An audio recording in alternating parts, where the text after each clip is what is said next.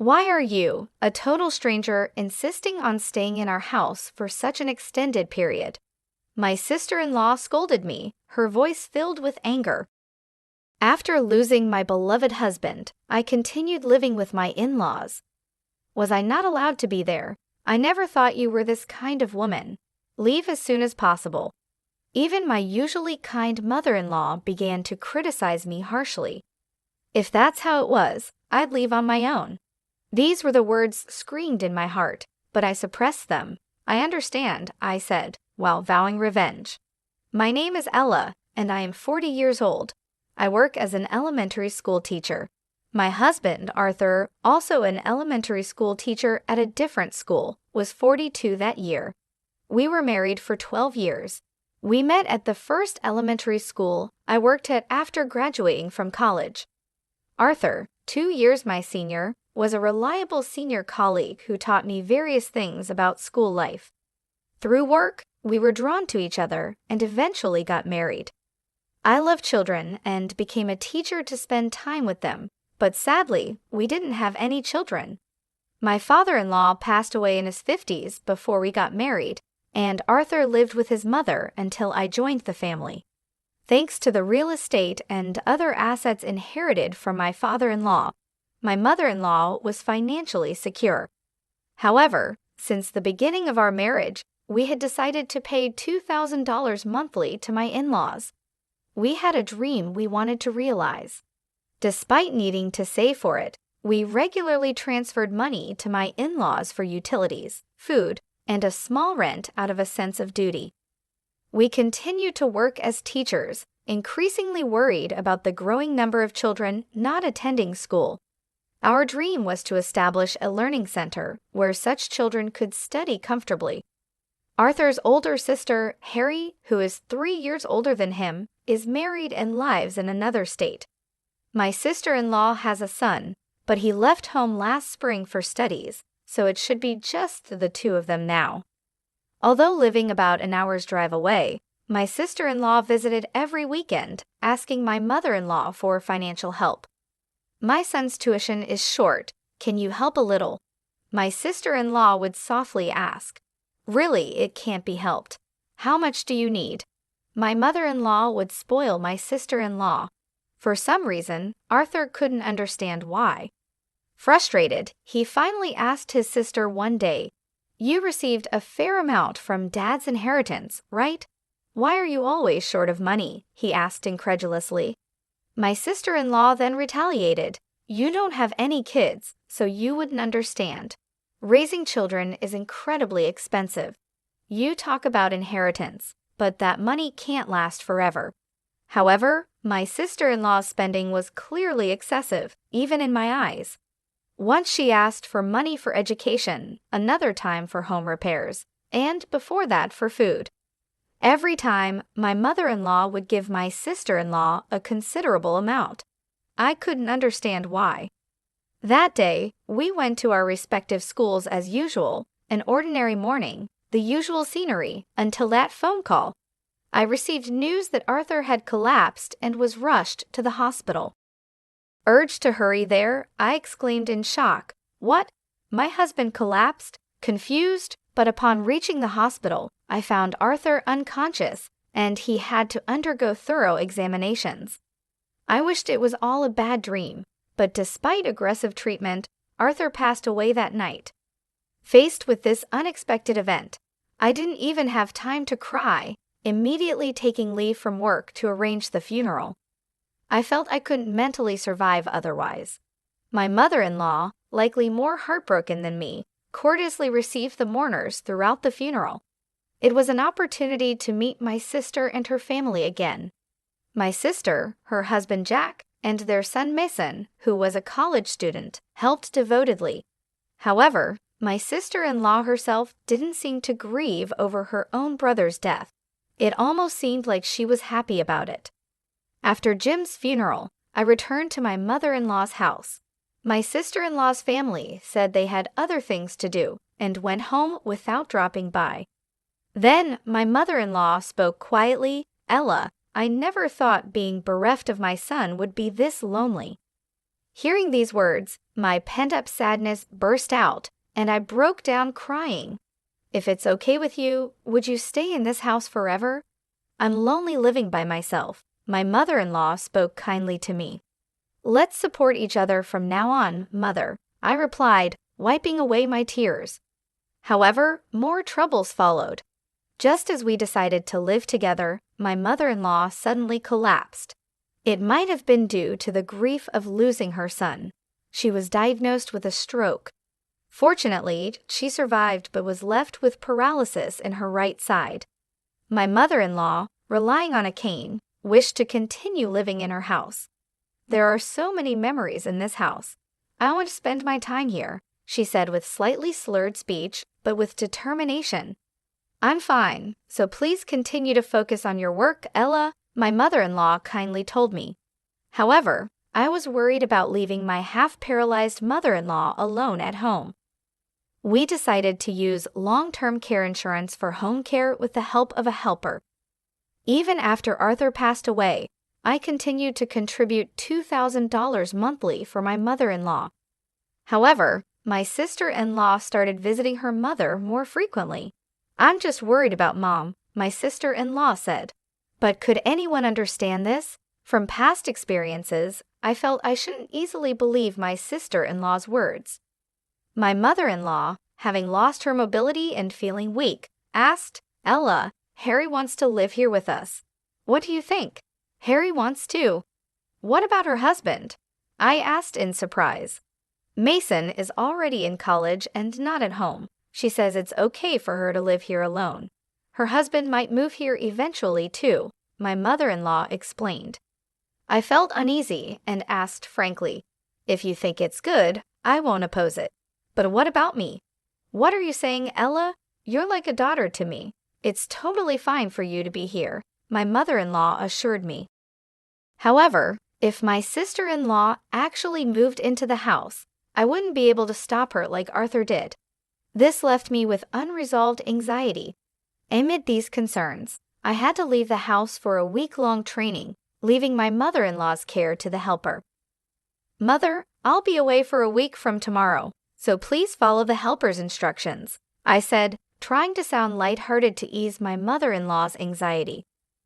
Don't give money to Harry if she comes, and if something seems odd, contact her husband too. I was very worried about the possibility of my sister-in-law visiting the house during my absence. I couldn't concentrate on my training because of this worry. Upon returning home after a week, I was greeted by my sister-in-law. Welcome back. Mom wants to talk to you. My sister-in-law looked at me with a smug smile. I had an ominous feeling entering the living room. My mother-in-law looked at me with a displeased expression. I'm back, I greeted timidly, overwhelmed by the atmosphere. Ella, were you trying to kick me out and put me in a facility? My mother-in-law suddenly accused me with anger. Confused by the situation, my sister-in-law chimed in, Hey, Ella, remember what you said before? You said, I want to put Mom in a facility. It's too much to handle her, didn't you? She continued as if I had said such a thing. It's okay since you're a stranger anyway. I'll take care of Mom from now on, so you don't need to be here anymore. My sister-in-law said this to me with a deliberately harsh face. My mother-in-law also showed her anger, screaming at me with a fierce look. I can't believe it. You're a nuisance. Just leave quickly. Understood. I will leave. With no strength to argue back, I held back my tears and started packing my belongings, leaving behind the items filled with memories of Arthur. I took only the essentials and left the house. Thank you for everything, I said at the entrance, to which my sister-in-law, who was eager to drive me out, said, You're still here? Leave quickly. A mix of sadness and frustration greatly disturbed my heart. I, being driven out of the house, returned to my parents' home without notice. What happened, Ella? What's with the luggage? My mother couldn't hide her surprise at my sudden return. Sorry for the suddenness, but right now, I don't want to talk about it. I'll go to work from here, so please leave me alone for a while. The room I used to occupy high at my parents' house was now empty. I laid down the luggage on the floor and gazed at the ceiling, letting my thoughts wander. What did my sister-in-law plan to do with her own family? My mother-in-law had mentioned that Jack might eventually move in with her, but I never sensed such intentions from my sister-in-law. I wanted to think it was none of my business anymore, but I couldn't stay silent when I thought of my mother-in-law. Then I remembered something. The day before Arthur collapsed, he tried to tell me something and was about to hand me an envelope, but he was called away by his mother, and I never got to hear about the envelope from him. What could be inside it? Could it be a will? I was worried. Hesitantly, I opened the envelope and checked its contents. Seeing what was inside the envelope, I was astonished. The next day, I left for work from my parents' house, reported my training to the principal, returned to my duties, and ended the day as if nothing had happened. "Excuse me, I'm leaving now," I said as I prepared to leave, and a colleague said to me, "You must be tired from the training. It must have been tough losing your husband. Don't overdo it." However, the reason I was in a hurry to get home wasn't due to fatigue or the sorrow of Arthur's death. I needed to contact Jack and ask about the situation with my sister-in-law. Considering it might turn into a serious conversation, I was hesitant to use my personal phone in a public place where anyone could overhear. On my way home, I sent an email to Jack expressing my desire to talk to him in person. "I have something to talk about regarding my wife too," Jack replied immediately. When I got home, I locked myself in my room and called Jack. Jack seemed to have been waiting for my call and responded immediately. "Ella, I'm glad. I was just about to contact you." Jack started with a relieved voice. I told him about Harry staying at her mother's house and went on to explain that she was making false claims. I told him that I had been accused of trying to take over the house by sending my mother-in-law to a nursing home based on her lies, and as a result, I was driven out of the house. "Really? Where are you now?" Jack asked in surprise. I replied that I was at my parents' house, then detailed everything that had happened since the funeral. "I'm really sorry about that," he apologized sincerely. "No, Jack, you don't need to apologize," I responded. My sister-in-law had a history of leaving home without notice and spending money freely, which seemed to have intensified since her son Mason went to college. "Wait, Harry was receiving money from her mother? What happened to that money?" he asked. I knew my mother-in-law had been giving my sister-in-law a significant amount of money, but I thought Jack knew about it. "I haven't heard anything about that. I've been paying for Mason's tuition, and our family has always been in a tight financial situation," Jack replied, sounding surprised. "Actually, I have a request. Could you come to my parents' house next Sunday?" I proposed. I felt a bit presumptuous making such a request, but I decided to try it. Their house was about a 30-minute drive from my parents' house and was on the way to my mother-in-law's house. I had planned to meet Jack and then head to my mother-in-law's house together. "Understood. I know roughly where it is, so I'll rely on navigation. I'll contact you again when I'm close."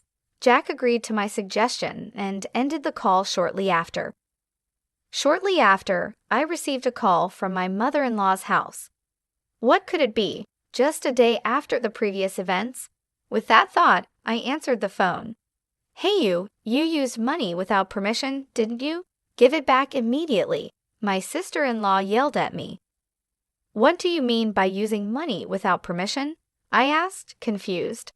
I couldn't understand what my sister-in-law was talking about and felt completely misunderstood. When I checked Mom's bank account, the balance was too low. "What did you use it for?" my sister-in-law pressed, but I had certainly not done such a thing. It's true that I forgot to deposit the planned $2,000 due to being preoccupied with my mother-in-law's illness and pain procedures, but I never withdrew money from the savings without permission. "Is there some misunderstanding?" I firmly replied. My sister-in-law seemed unsatisfied with my answer and raised her voice. "Come over on Sunday. Let's clarify this matter." This was convenient for me, so I replied, Understood. Let's discuss it in front of her, and ended the call. On the planned Sunday, Jack arrived at my parents' house earlier than expected. "Oh, you are?" my mother said, surprised at Jack's sudden appearance. "Yes, he's the husband of my late husband's sister." "Mom, you've met him before, haven't you?"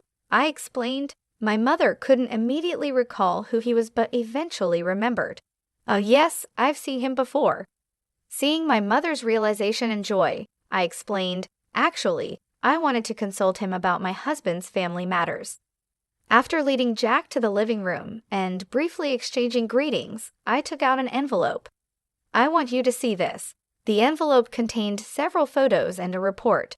As I spread the photos and the report in front of Jack, he exclaimed in surprise, "What is this?"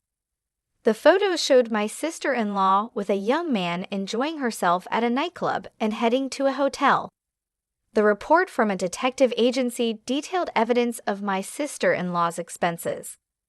Arthur entrusted this to me before he passed away, and since he died before we could discuss it, I only recently looked at it. I explained the situation to Jack. Arthur had suspected his sister of reckless spending and had secretly commissioned an investigation. He intended to discuss the results with me, but passed away before he could. Jack trembled with anger at the photos. I thought she was frequently leaving the house. But to think she was doing this, with a sigh full of indignation, Jack said, "Ella, can you come with me right now? This situation can't be ignored." I had intended to do so from the start and nodded immediately. 30 minutes later, we arrived at my mother-in-law's house and rang the doorbell. "It's Ella. I've come as promised," I said, and soon heard my sister-in-law's annoyed voice. "How long do you plan to make me wait?" The sound of unlocking the door came, and the door opened. "Come in," my sister-in-law greeted us, but upon seeing Jack, she tried to close the door. Jack quickly grabbed the doorknob. "Harry, we need to talk. Can you listen for a moment?" he said, holding the door. His voice was calm, but his anger was palpable. My sister-in-law struggled to close the door but couldn't overpower the man's strength and eventually had to leave it open. "Fine. What do you want?" she said, allowing us to stay at the entrance, seemingly not wanting my mother-in-law to be aware of Jack's unexpected visit. "Is that you in these pictures? Who's the man next to you?" Jack asked, confronting his wife with the photos. "Where did you get these?" "No way." Harry was shocked upon seeing the photos. "Do you remember?" "Well, who is this?"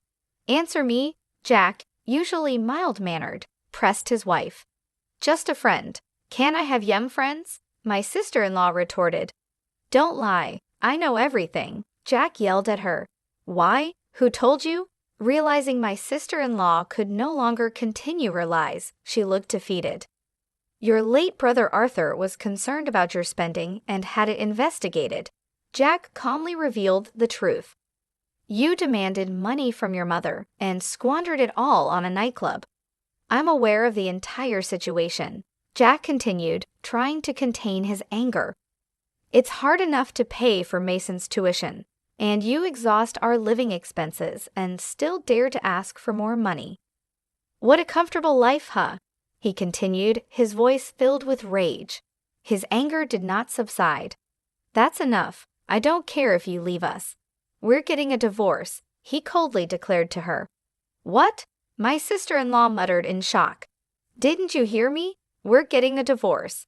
I'll send the divorce papers later. Fill them out and send them back," Jack stated bluntly. At those words, my sister-in-law collapsed onto a seat. Later, my sister-in-law and Jack proceeded with the divorce through a lawyer and ultimately finalized it. They agreed to consider her spending at the nightclubs as a reason for compensation and to share the payment of Mason's tuition until his university graduation. However, there was a possibility that she might default on the payments, so they agreed that a lawyer would collect the payments monthly. After receiving her share of my father-in-law's inheritance, my sister-in-law had squandered it all on her expenses at the nightclub and then set her sights on my mother-in-law's property.